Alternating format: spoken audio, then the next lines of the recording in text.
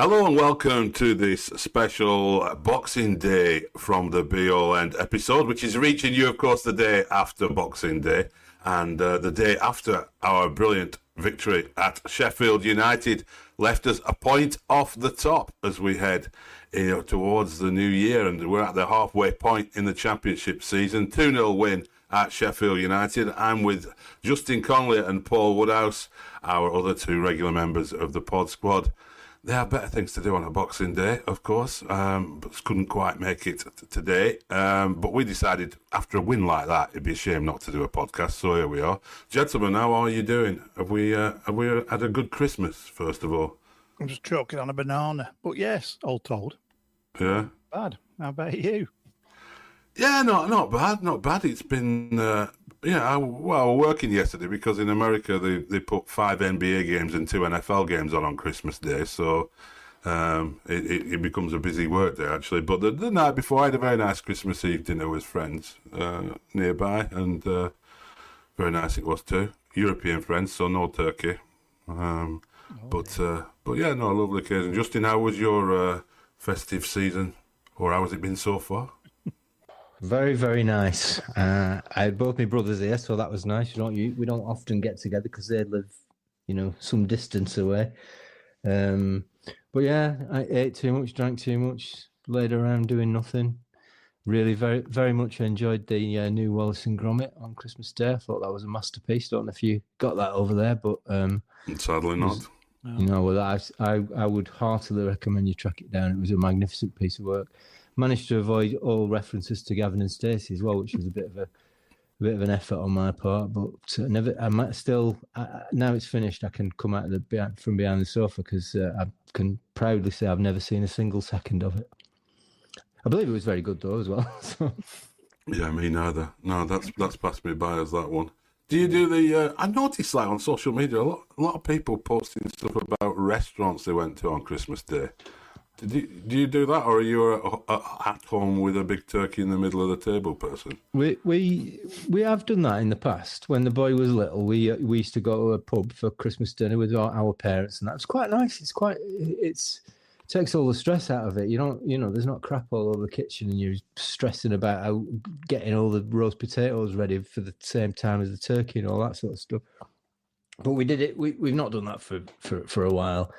Now that we've got a few, we're all adults in the house now, so we don't stress about it, and we can just it's all hands on in the kitchen, and it was nice. It was good. I enjoyed it. You just eat too much. I mean, the abundance of like food and it's just obscene, really, isn't it? When you think about what goes on around the world,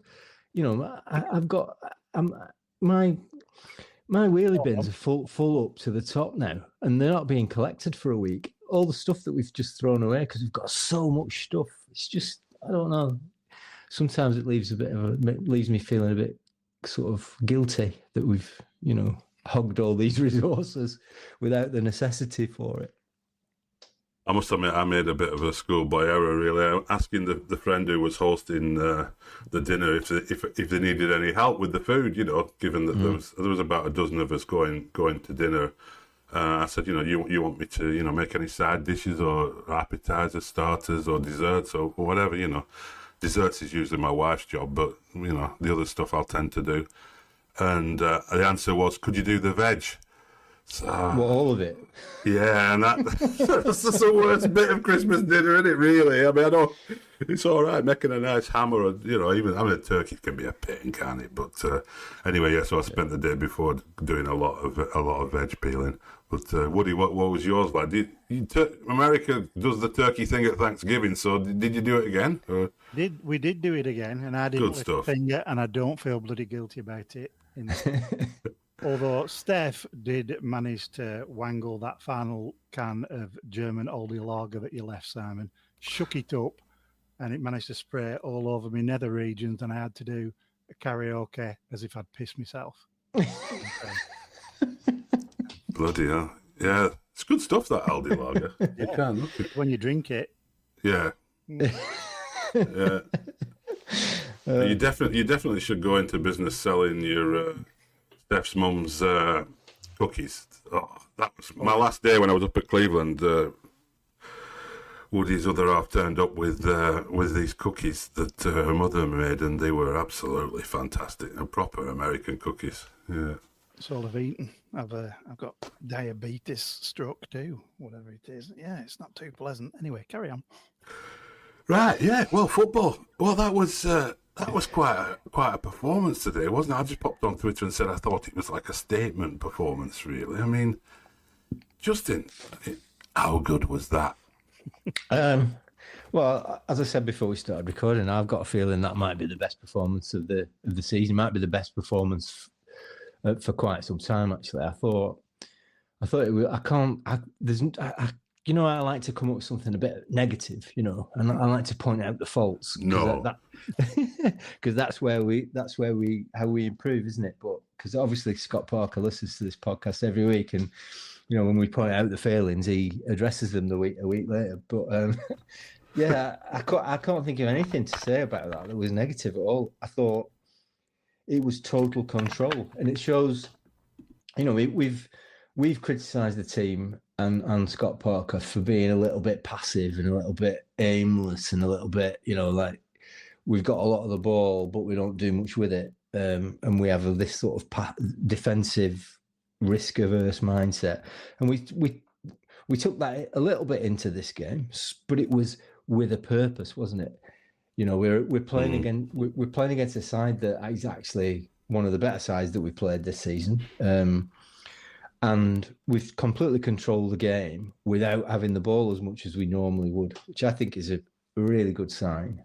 We've taken our chances when those chances have come. We've fought, we've outrun them, we've outthought them. They just didn't have any idea how to get through us, did they? And I thought, to a man, they were absolutely outstanding, and it's making me a little bit excited for the rest of the season, which is probably a bit of a mistake. Are you feeling those tingles as well, Woody? Certainly, yeah. Especially my pants were dried out.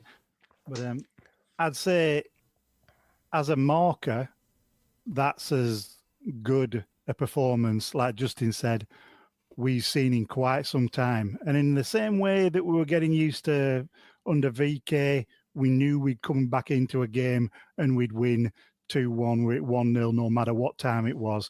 What we saw today was we've just gone to Sheffield United, who've just won 9 on the bounce at home, haven't conceded a goal, and made them look as ordinary as they're going to look all season. And it wasn't some ding-dong battle. We just worked our way into the game, passed around them, passed through them, scored 2 at very good times during the game, saw it out, oddly broke into a sweat.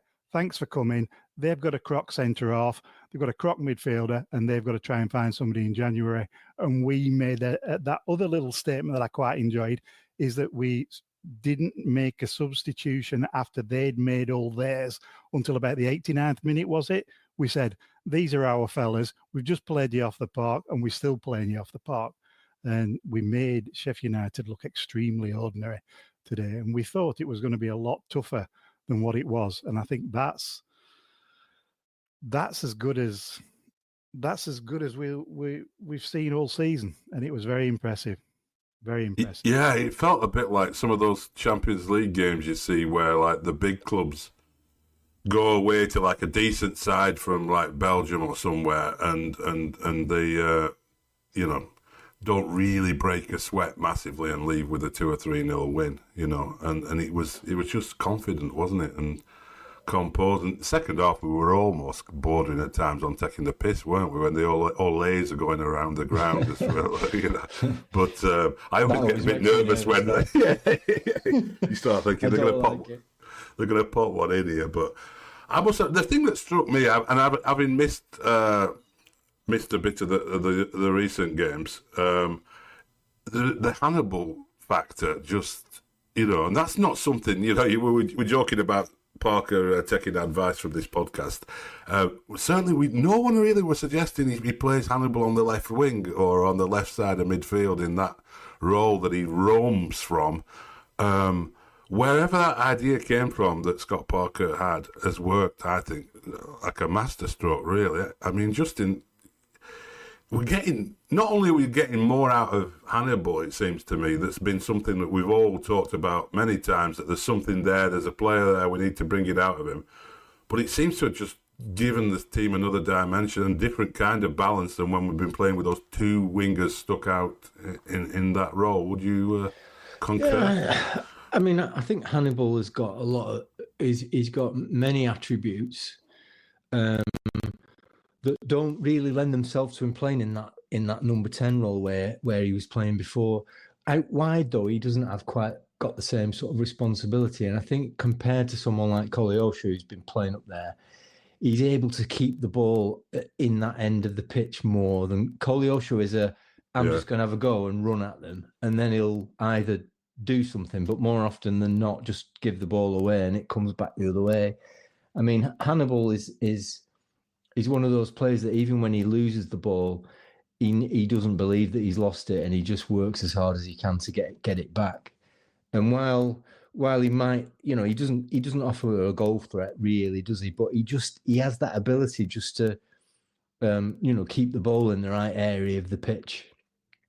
And, I think he's also valuable because he's one of those players that just gets involved, and he's involved in the game all the time. He doesn't drift out. He doesn't disappear, and he's able then he's the player who puts that crunching tackle in or makes that run to try and keep the ball in. Likes following in on the keeper as well, doesn't he? Likes that impressive, probably quite useless tactically, but impressive run towards the keeper. But that gets the crowd up though, doesn't it?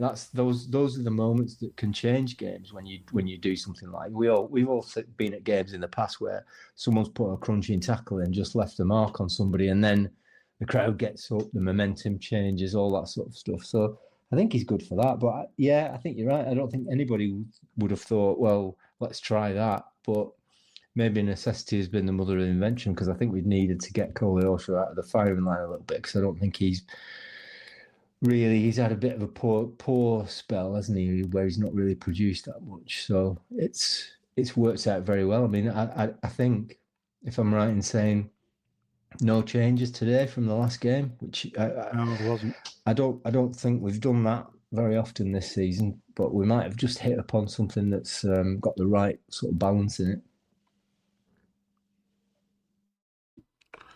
Yeah, and the three Josses in midfield, Woody, you've commented on them before, but this seemed to be, I think the commentator was talking about the three Joshes, and this seemed to be one of their real games where they really stood out as a trio, didn't they?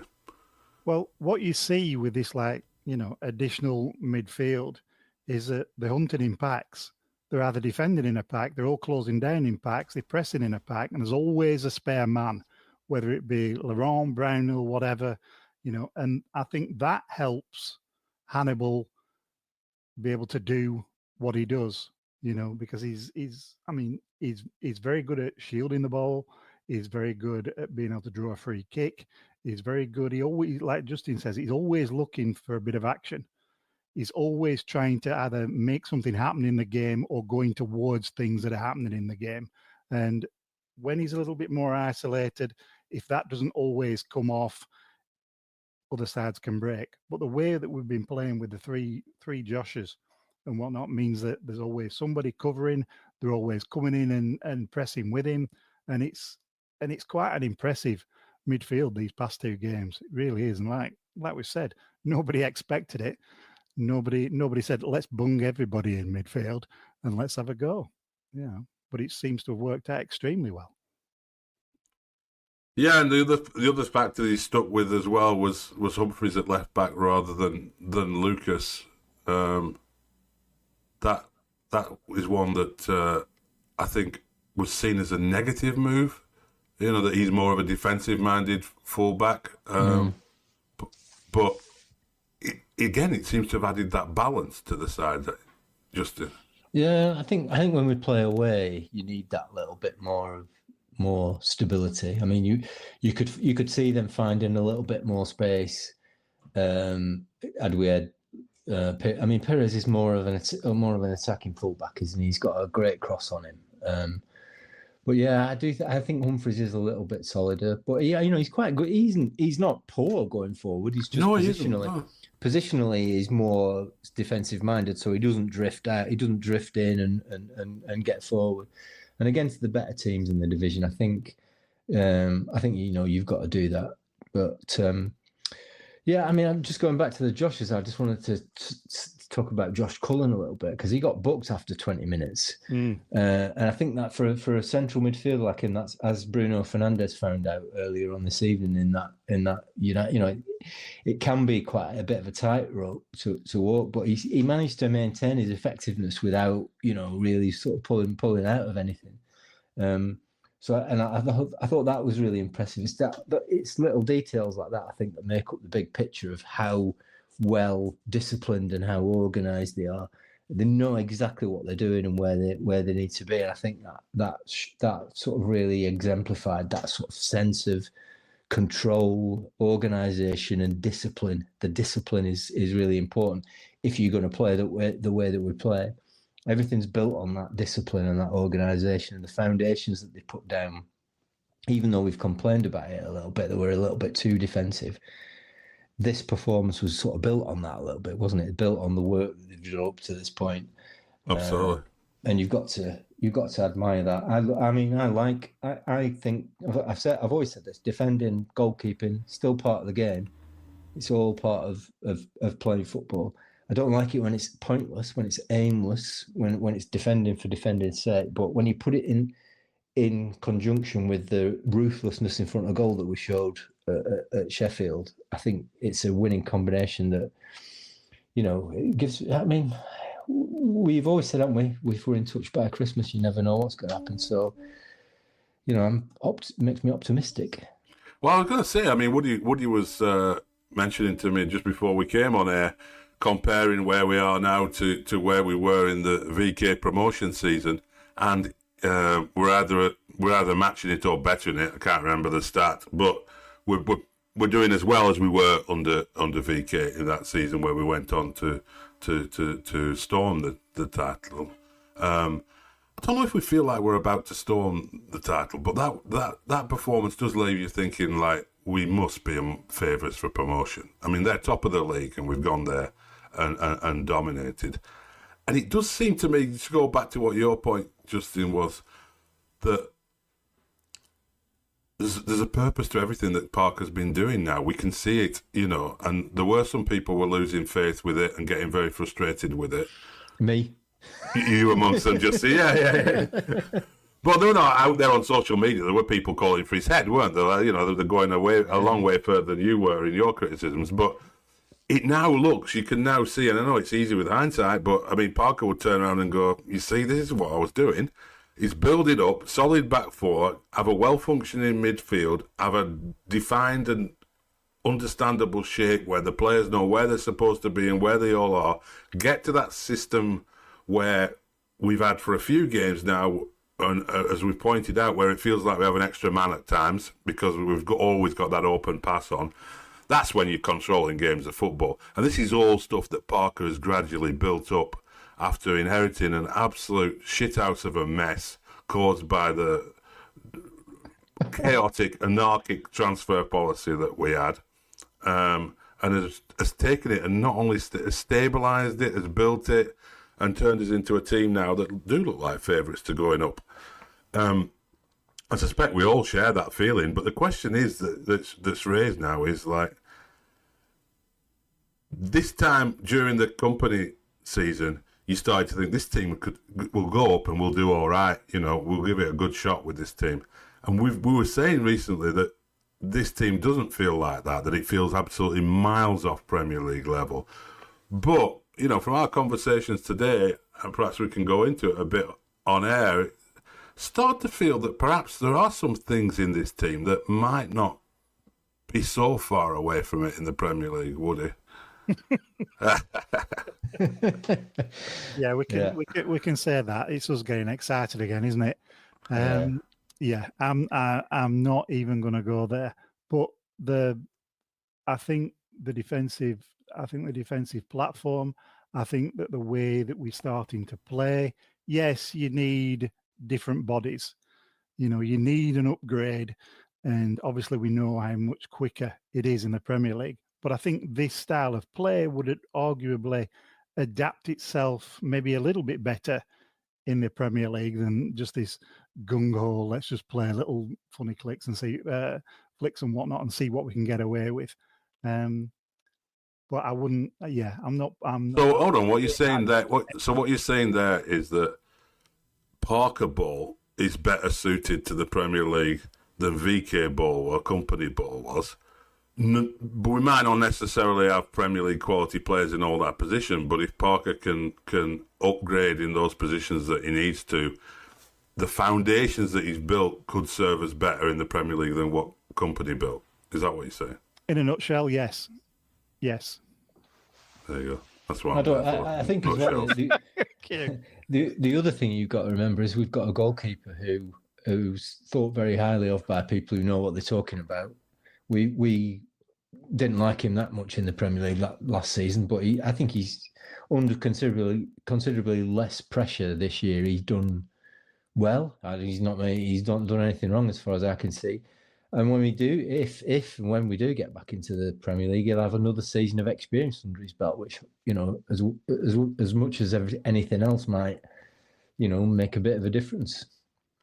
Well, he's been allowed to be a goalkeeper this year, isn't he? That's all he has to worry about, is being a goalkeeper, not being a sweeper, not starting off moves, not drawing the press, not all these other things. He does a little bit of that now and then. There were moments in second half against Sheffield United where he did that, but he's allowed to just concentrate on being a goalkeeper, which I do suspect. I wonder if the pendulum is starting to shift on that one a little bit, because a couple of years ago it was like, you know, we're not signing him, he's no good with his feet. You know, there was all that kind of obsession with it, but I just wonder if, I suspect, was a little bit of common sense is coming back into football in that area, and people are saying, actually, that's one position where being a specialist who just does one thing really well, keep the ball out of the net, is probably pretty valuable. But he's had a good season. Yeah, I agree with that. I mean, there's, you know, you'd feel comfortable about him being the starting keeper next year, wouldn't you, Woody? Oh, absolutely. Yeah, his command of his area, even though he hasn't been called into action that much this year, but his command of the area, his decision making has been infinitely better, and he just looks a more accomplished, better all-round keeper. Because even though he didn't have a save to make today, everything that he came for was flawless. You know, you didn't, if you're in that back four, you weren't thinking, oh, he's going to be flapping at this, he's going to be, you know, making a mess. He was extremely solid, even though he didn't have a lot to do today, and he's been extremely solid all season.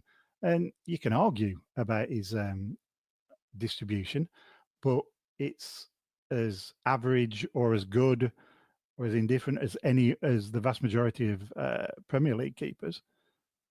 You know, you'd argue it's maybe slightly better than Nick Pope's, on a par with Jordan Pickford's, you know, and you're not dropping either of those two anytime soon, are you? Because they can keep, and like you say, that's the primary focus of a keeper, to be able to do his job. Perhaps before we get too carried away about how we're going to look in the Premier League next season, we should remind ourselves we're away at Middlesbrough on Sunday, which is another tough trip, isn't it? Before we have Stoke City at home.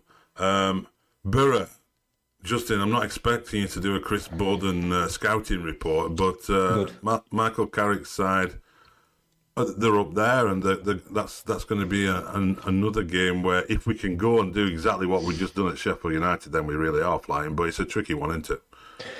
Yeah, it is. But I mean, you know, we've got those foundations in place. We've shown that. We've shown we've got attacking intent. We've got quality. We've got all the attributes that you need. Just need a bit of luck and you know, for things to go your way. I think, like you say, we probably need to be wary of not getting too carried away with the result at Sheffield. The next game, I mean, it's been a really tricky sort of Christmas period for us, hasn't it? And we're not the only ones, Sheffield United also had a bit of a tricky period. And Middlesbrough are doing well, and they are one of those teams that, come the end of the season, you would definitely expect them to be up there, in the mix for the playoffs at least. There or thereabouts. That's the phrase I was looking for. But yeah, I mean, we shouldn't be fearing anybody with the record that we've got. I mean, look at the number of goals we've conceded, and also we've put on. I mean, scoring 2 goals at Sheffield United, you can't underestimate how impressive that is given their record. So, there's anything can happen. You don't know what's going to happen. That's why we play the game. But, there's every reason for us to go there and be confident and optimistic we can get some kind of result. And Boro did just blow a 3-0 half-time lead, didn't they, today? So there's that. There you go. They're just about to hit the skids. It'll be all right. Yeah. And we've got Josh Brownhill who can't stop scoring. Exactly. And Zian Fleming who scores crackers when even his shot's going off target. Do you not think, though? I mean, Fleming has done his best at number 9, I think. And like I said, I'm not being negative about the performance at all, but I just think, where's he scored his goals from? They're all crackers from outside the box. I'd love to see him on the ball there a little bit more than he's able to do from his number 9 position.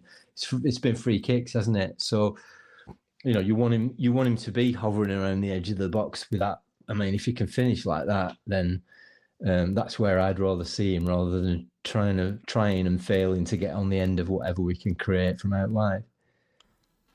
Yeah, I'd still be disappointed even if we're top of the league going into the window. I'd still be disappointed if we didn't go and get a number 9. I do think that's, in terms of making the push for promotion, never mind Premier League building or anything, but just for this season, I still think that's a missing piece, isn't it? Good to see Foster back though today, wasn't it? It was, and that might save us a few million if he can come in and click. So it's almost like a new signing, isn't it? Yeah. There's a few new signings coming back, isn't there? There is. Yeah, a few on the grass. Right. Get them in the stadium, never mind on the grass. Anything else to add to that? Anyone we've forgotten? I mean, there were outstanding performances to a man, as you said, Justin. I don't think we've forgotten anybody, have we? Really? And the fans looked to be really enjoying it in the way end from the images. Good little celebration and bonding moment at the end as well. Anthony had a great game today, didn't he? I thought he was outstanding as well. His first touch sometimes is just out of this world, isn't it? For a player who's not like top level international player, sometimes he just looks so good on the ball. I mean, the end product is a bit of a frustration still with him, but sometimes he just brings down a ball and has it right at his toe straight away. It's a bit trickier than we give him credit for, I think. But yeah, he does bring it right down his toe. You're right. Yeah. He kills it, stone dead. Yeah. Good. Brilliant. Quality. Shall we go and have a whiskey or something? Yeah. It is Christmas, Simon. It is. Brandy, maybe. Yeah. Yeah. Jolly good. We'll be back to talk to you again on Monday then, because it's Sunday is the game at Boro, isn't it? You do everyone. It's not only like middle-aged podcast hosts who forget what day it is at this time of year, is it? But we will be back on Monday in our usual slot on Monday to debrief that game against Middlesbrough and look ahead to the big clash at Turf Moor with Stoke City as we look towards 2025.